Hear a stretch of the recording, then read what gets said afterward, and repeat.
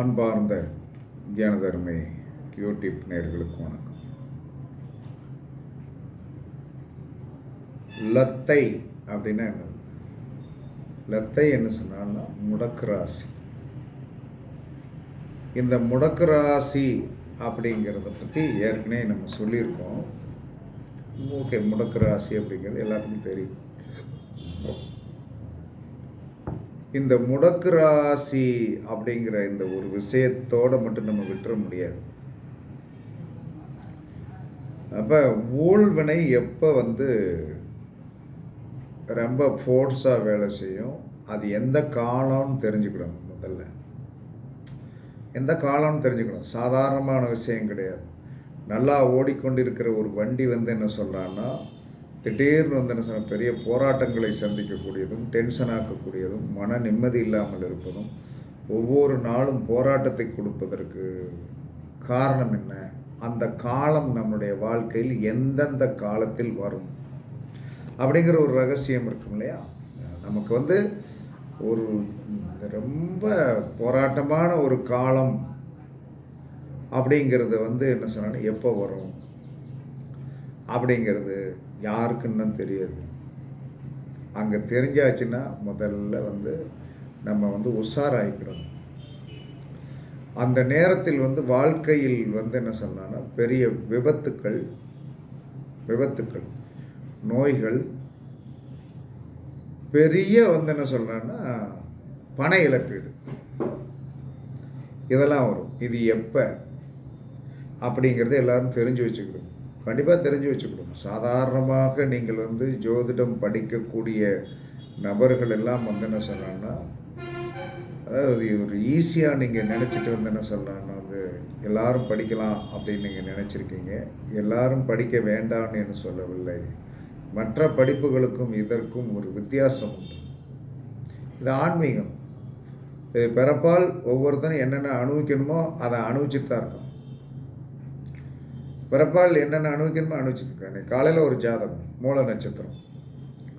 அந்த மூல நட்சத்திரம் அப்படின்னு சொல்லி வரும்போது என்ன செய்யும் அப்படிங்கிற ஒரு கணக்கெடுத்து பார்க்கும்போது, சுக்கிரதசையில் சனி புத்தி.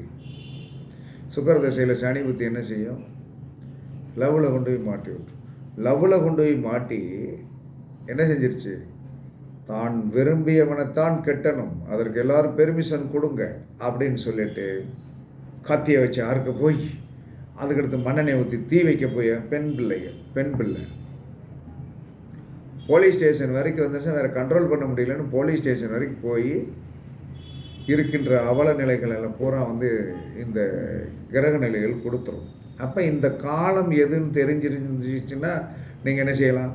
இந்த காலம் என்னது, அந்த காலம் என்ன காலம் அப்படின்னா, அந்த காலம் வேற ஒன்றுமே கிடையாது. உங்களுடைய முடக்கு ராசிக்கு 1, 5, 9 சனி வந்துருச்சா? ரொம்ப கவனமாக இருக்கணும். முடக்கு ராசி அப்படிங்கிறது உங்களுக்கு கண்டுபிடிக்க தெரியும். சூரியன் நின்ற நட்சத்திரத்திலிருந்து மூல நட்சத்திரம் வரைக்கும்னு அந்த தொகையை புராட நட்சத்திரத்திலிருந்து எண்ணி வருகின்ற அந்த கட்டம், அந்த நட்சத்திரம் முடக்கு நட்சத்திரம். அந்த ராசி தான் முடக்கு ராசி. இதற்கு ஒரு உதாரணம் வேணால் சொல்லிடலாம். உங்களுக்கு என்ன சொன்னான்னா ஒருத்தர் விசாக நட்சத்திரத்தில் போய் பிறந்திருக்கிறார். விசாக நட்சத்திரத்தில் சூரியன் நிற்குன்னு வச்சுக்கோங்க. விசாகம், அனுசம், கேட்டை, மூலம், புராடம். விசாகம், அனுசம், கேட்டை, மூலம். விசாகம், அனுசம், கேட்டை, மூலம். அப்போ இந்த விசாகம், அனுசம், கேட்டை, மூலம். அப்போ என்ன சொல்கிறாங்கன்னா 4 நம்பர் வருது. அப்போ பூராடத்துலேருந்து என்னென்ன பூராடம், உத்திராடம், திருவோணம், அவிட்டம். அப்போ என்ன சொல்கிறான்னா முடக்கு நட்சத்திரம் அவிட்டம், முடக்கு ராசி கும்பம். இந்த இடத்துல சனி யாருக்கு இப்போல்லாம் கும்பராசியாக இருக்கிறீர்களோ அந்த கும்பராசி முடக்கு ராசியை யார் வந்தாச்சுனோ அவர்கள் பெரிய போராட்டத்தை கண்டிப்பாக இந்த காலத்தில் சனி அங்கே தான் நிற்குது, கண்டிப்பாக அனுப்பிச்சிருப்பான். அதில் மாற்றம்லாம் இருக்காது. அப்போ இது தெரிஞ்சிருந்தாங்கன்னா என்ன சொல்கிறாங்கன்னா, தெரிஞ்சவங்க என்ன செஞ்சிருவாங்கன்னா கொஞ்சம் பழுதில்லாமல் போகணும். வாழ்க்கையில் வந்து பழுதில்லாமல் போகக்கூடிய ஒரு அமைப்பை வந்து நம்ம வச்சுக்கிட்டோம்னா இறை வழிபாடு தான். அது வேறு மீறி வந்து ஒன்றுமெல்லாம் கிடையாது. ரெண்டாவது வந்து கொஞ்சம் வந்து ஒழுக்க நடைமுறை இப்படியெல்லாம் இருக்கணும். அப்போ வந்து என்ன சொல்கிறாங்கன்னா, ஒரு மனிதனுக்கு அந்த லத்தை நட்சத்திரம் அப்படிங்க இல்லையா, அதாவது வந்து முடக்கு நட்சத்திரம். முடக்கு நட்சத்திரத்தில் சனீஸ்வர பகவான் பயணிக்கும் போதும், முடக்கு ராசியில் சனீஸ்வர பகவான் சந்திக்க போகிற நேரத்திலும் கொடுமையான காலம் அதான். அந்த காலத்தை வந்து என்ன சொன்னாலும் எல்லாரும் தெரிஞ்சுக்கிடும். உங்களுடைய முடக்கு ராசிக்கு 1, 5, 9 சனி வந்து விட்டால், ஒருத்தருக்கு முடக்கு ராசி வந்து என்ன சொன்னா மேசம்னு வைங்க. அப்போ மேசத்துக்கு வந்து 5ஆம் இடம் எங்கே இது சிம்மம், சிம்மத்துக்கு மேசத்துக்கு 9ஆம் இடம் எதுன்னா அந்த நெருப்பு ராசிகள் 3மே வந்து என்ன சொன்னால் இந்த 3ல் 1ல் வரும்போதும், அதற்கடுத்து 5ல் வரும்போதும், 9ல் வரும்போதும் அவர்களுக்கு வந்து பெரிய அபாயகரமான கண்டங்களை வந்து அது கண்டிப்பாக கொடுக்கும், பெரிய போராட்டங்களை கொடுக்கும்.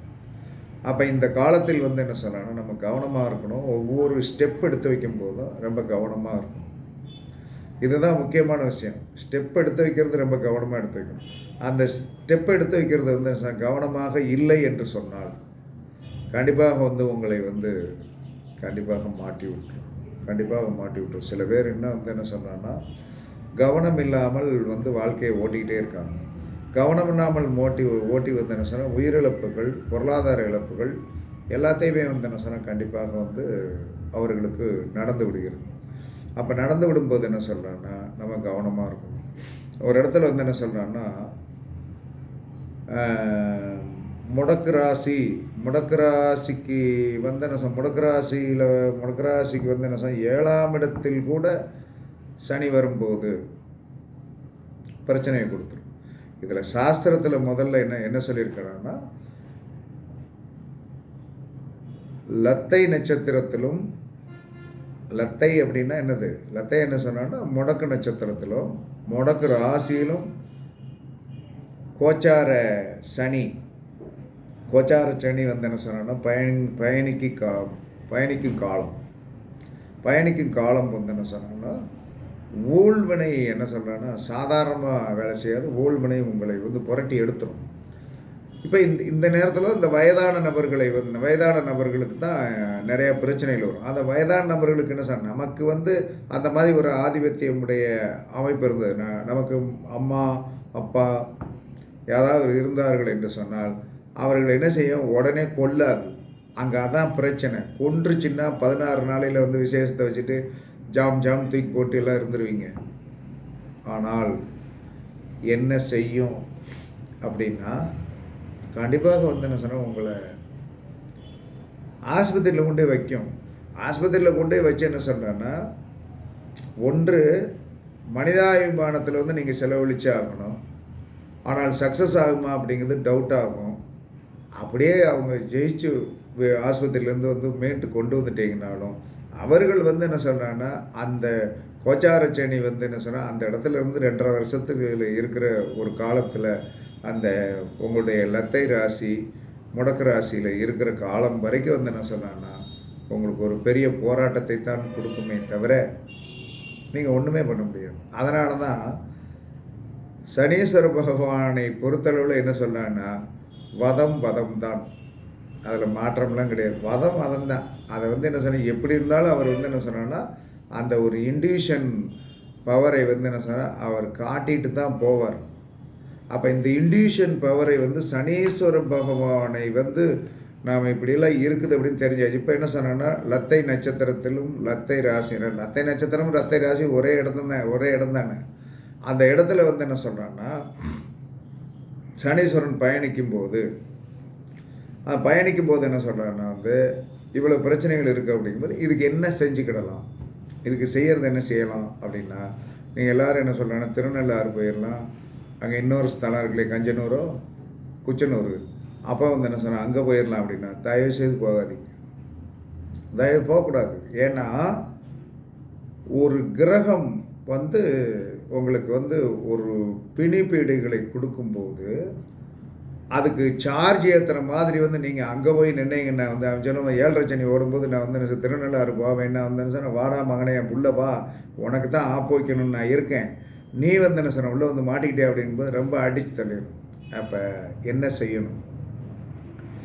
சனியை கண்ட்ரோல் பண்ணக்கூடிய சக்தி வந்து ஒரே ஒரு கிரகத்திற்கு உண்டு, புதனுக்கு உண்டு.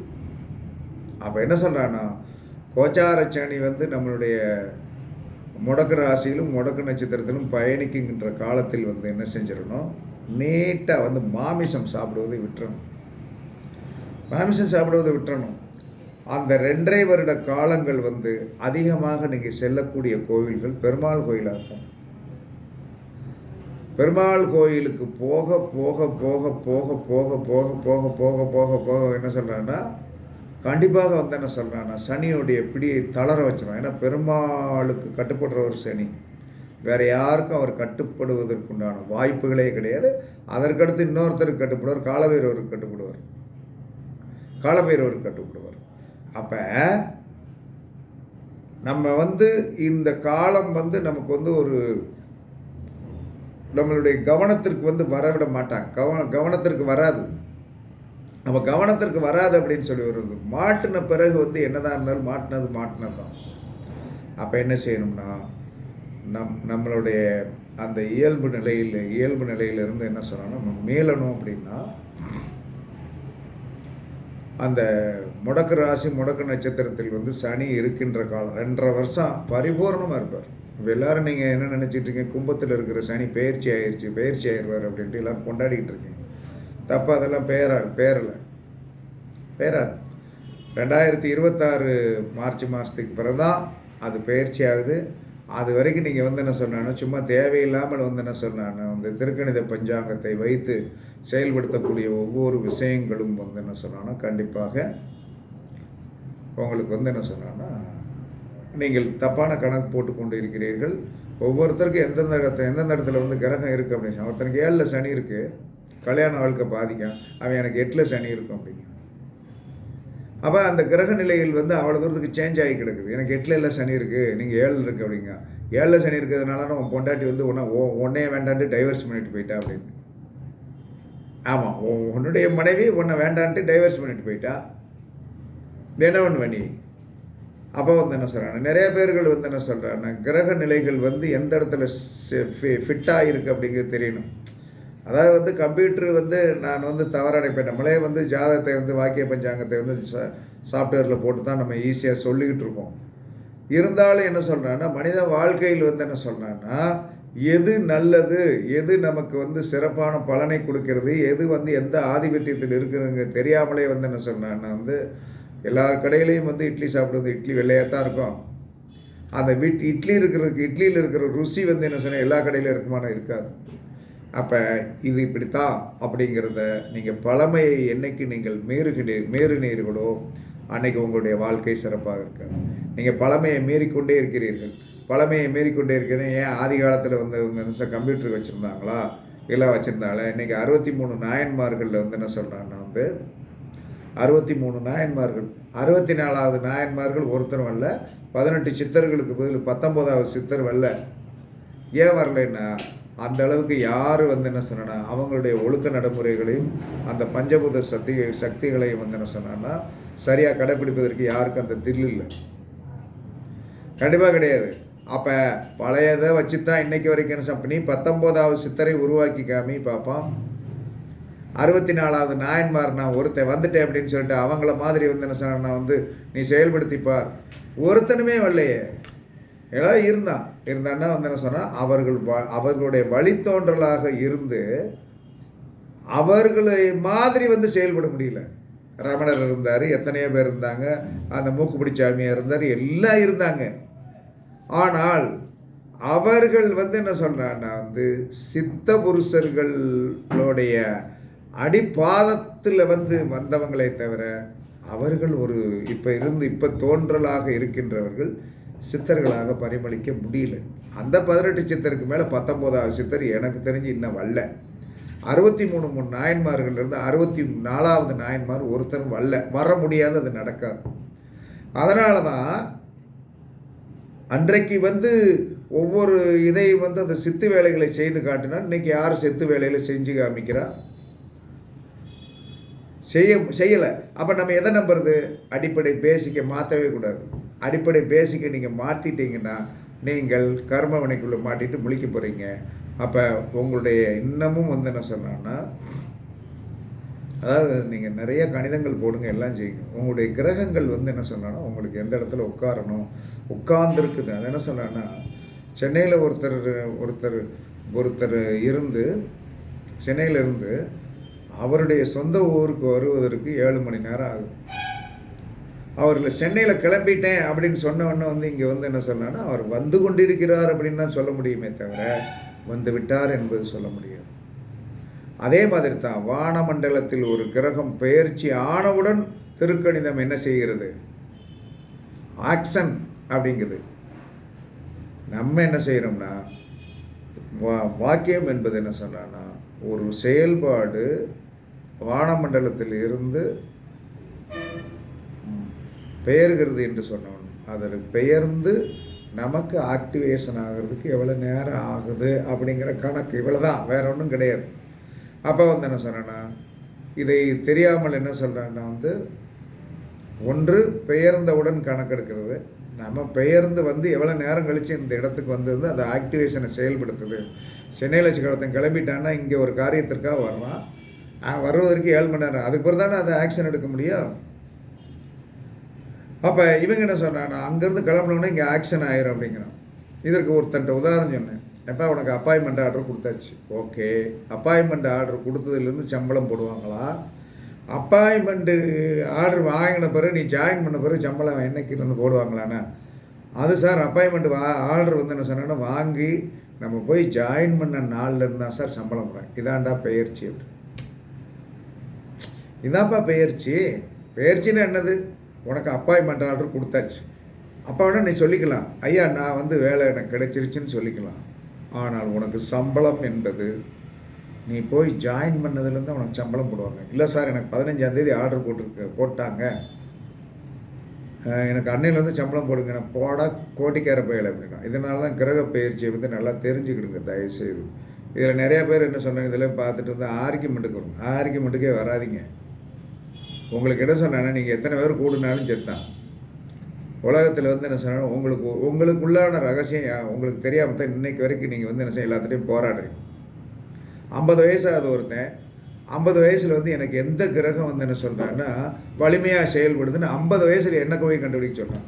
அதான்ப்பா நீ கல்யாணம் முடித்து பிள்ளை பெற்று வேலை பார்த்துட்டு இருக்கேன், உனக்கு எந்த கிரகம் வந்து ஆக்டிவேஷன் ஆகுதுன்னு உனக்கு தெரியலையே அப்படின்னா, இல்லை நீங்கள் தான் சொல்லணும் அப்படின்னு. ரைட்டுப்பா சொல்லலாம், ஒன்றும் பிரச்சனை கிடையாது. சரி, ஜாதகத்திற்கு வந்து இதுக்கு முன்னாடி நீ பார்த்துருக்கேன் எவ்வளோக்கா? நான் 500 ரூபாய்க்கு பார்த்துருக்கேன், 700 ரூபாய்க்கு பார்த்துருக்கேன் அப்படிங்கிறான். சரி ரைட், ஓகே. எத்தனை வருஷம் ஆச்சு? 5 வருஷம் ஆச்சு. இப்போ எவ்வளவு ஜாதகத்திற்கு அப்படின்னு கேட்குறான். எவ்வளவு நுணுக்கமாக கேட்குறான் அப்படின்னு சொல்லிட்டு ஒன்றும் சொல்ல, உனக்கு ஜோசியம் பார்க்க முடியாது. என்ன காரணம்னா அவனுடைய முதிர்ச்சி அவன்கிட்ட இல்லை. இப்போ எனக்கு எந்த கிரகம் வலிமையானது என்பதை வந்து நான் பிறந்த காலத்திலேருந்தே வந்து இத்தனை வயசான பிறகு எனக்கு இந்த கிரகம் தான் வலிமையாக இருக்குன்னு எனக்கு தெரியல. 50 வயசுக்கு பிறகு வந்து எனக்கு எந்த கிரகம் வலிமையாக இருக்குது, எந்த கிரகம் வலிமையாக இல்லை, அதை பூரா நீங்கள் சொல்லணும் அப்படின்னு வந்து நம்மகிட்ட வந்து என்ன சொல்கிறான்னா பேரம் பேசுகிறான். காரணம் அப்போ தான் சொன்னேன், பரணி நட்சத்திரத்தில் எவன் பிறந்தாலும் அவனுக்கு மூளை இல்லை அப்படின்னு. ஏன்னா மூளைக்கு உண்டான கிரகம் வந்து என்ன சொன்னானே யார்? புதன். அந்த சமயமாக எப்படி செயல்படணும், என்ன பண்ணணும் அப்படின்னு சொல்லிட்டு வந்து தெரியாது. அப்போ என்ன சொன்னான்னா, வர சுக்கிரனுடைய நட்சத்திரத்தில் போய் பிறந்தவர்கள் என்ன செய்வாங்க தெரியுமா? ஒன்று கடனுக்காரனாக இருந்திருப்பான், அல்லது நண்பர்களால் ஏமாற்றப்படுவான்.